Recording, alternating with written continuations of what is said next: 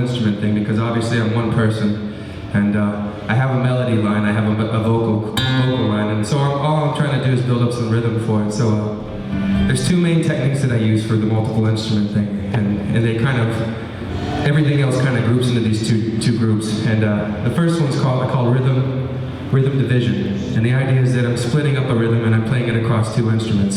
So that's what I'm doing right here. I'm playing a rhythm right there, and that guitar is tuned to C. The mandolin is tuned to G.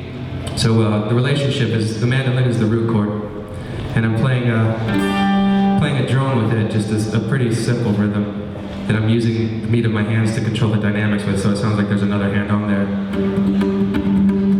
So I'm doing that. And so the guitar is tuned to C, but I'm actually playing it in G.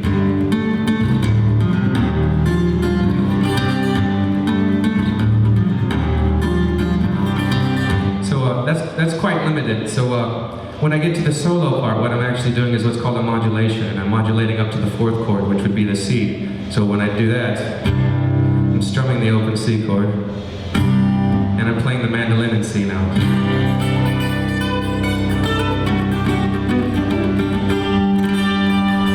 That's how that works.